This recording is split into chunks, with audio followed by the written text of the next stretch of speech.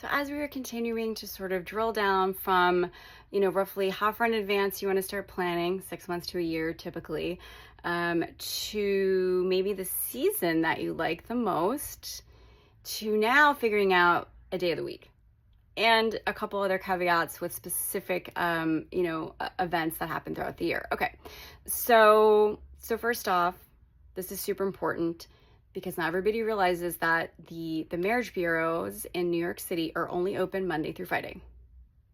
You have to get a license Monday through Friday between, I think it's like 8:30 and 3:30. And you also have to you have to have your ceremony between that same time. I think the first appointment's at like 9 a.m., like 9 a.m. to like 3:15, 3:30.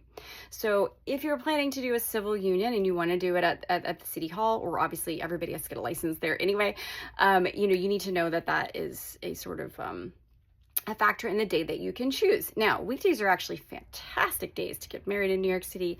When it comes to an elopement or even an intimate wedding, I prefer it for a number of different reasons.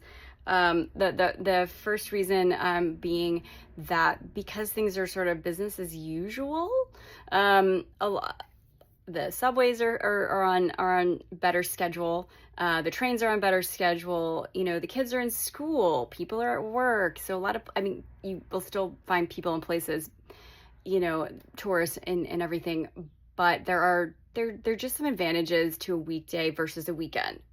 Especially depending upon the location that you want to take pictures or maybe where you want to get married. A weekday also provides you with a possible better option for a restaurant. If you're having an intimate wedding or just dining, you're more likely to maybe get a reservation on a Tuesday or a Wednesday instead of a Friday or a Saturday. And the same thing goes with the restaurant reservations. They may just have different rates or different minimums. That may be more the case. But in any case, you can probably save money, Monday through Thursday. I will say Friday, Saturday, and Sunday are considered peak wedding days. Just in general, in New York City, we have a lot of Jewish couples who are getting married on Sundays. Obviously, a lot of people get married Saturday, and Friday is also really popular with Jewish couples and couples of other faiths as well. Recently I've been hearing about Monday, like large weddings. So, weekdays are becoming more popular. But anyway, weekdays typically are the days that I photograph elopements. And intimate weddings, of course, it'll vary a little bit, but you tend to get a better rate. And also, if you want to go to City Hall, that's when it's open. So if you choose not to have not to be married at one of the marriage bureaus, you have to hire an officiant on the weekends or after hours. So that is a slight disadvantage. It's going to be an additional cost. I do include that because I'm also a registered officiant. So if a couple wants to get married on a weekend and doesn't really want a fancy sort of service, I just do basically what they do at City Hall. I'm sort of stand-in for that, if you will. I can certainly do that, but I do recommend, I have officiant friends that other vendors that I'm going to get into talking about a bit later, and they do a much broader, sort of better job with more of an exciting ceremony, especially if you have guests. But if you just want somebody to sign your license, I can certainly do that for you on a weekend, or you can schedule it on a weekday and go have the full City Hall experience.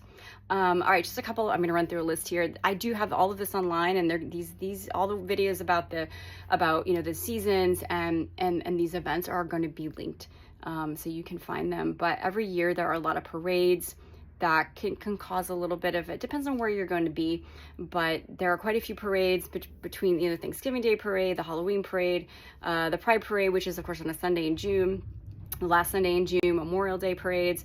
There's also Columbus Day parades. There's just lots of parades that happen, and we can generally avoid those. That they're not so much of a big deal. Central Park has a couple of things, especially on weekends. Another reason I don't love the weekends as much, because a lot of times there are other events and things popping up, and it's sometimes hard to find out what's going on. I will say they do have one large weekday event that blocks off the entire Bethesda Terrace and Fountain, and that's usually either the first or second week in June. It kind of varies, but it's usually that first or second week, and it is literally the whole Bethesda Terrace and Fountain area is blocked off.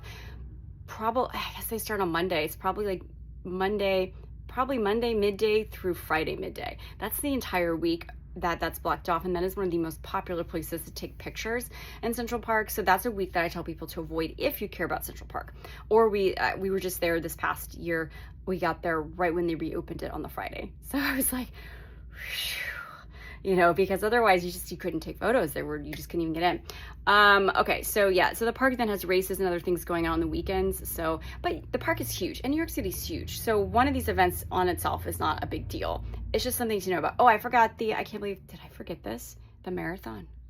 Although I've shot during the marathon before and it was fine. It just depends on where you want to go. Central Park, maybe not, but other places there was like nobody around. It was great.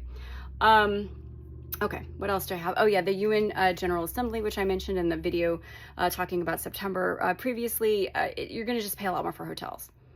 It really becomes very expensive. There are a lot of people coming in town for that. It is generally, let's see, this past year it ran from September 9th through, I guess, the end of the month.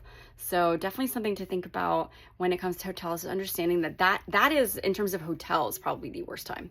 That and the, obvious holiday seasons and the weekends. So if you're looking for a deal on a hotel room, do not pick that part of September.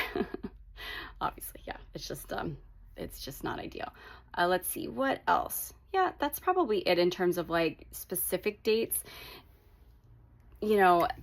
Fridays are always going to be very popular. You are going to get a little more traffic, but there's nothing that we can't kind of work around. It can be harder to get an appointment at, especially the Manhattan Marriage Bureau on a Friday afternoon. If you dilly-dally at all those appointments will be gone. Pretty much every day, the last few appointments are gone. A lot of people want to get married later in the day and then have some sort of, photo shoot and then celebration. So that's just something to think about when it comes to the day of the week. But if it's just the two of you, I would honestly go for a Monday through Thursday. And if you have family and friends coming in town, you gotta do it. Do the Friday, do a Saturday, do a Sunday, but know that you're probably gonna be paying a premium for that, and you may be dealing with some other issues depending upon where you are. We've also had a lot of protests this year that could impact some events.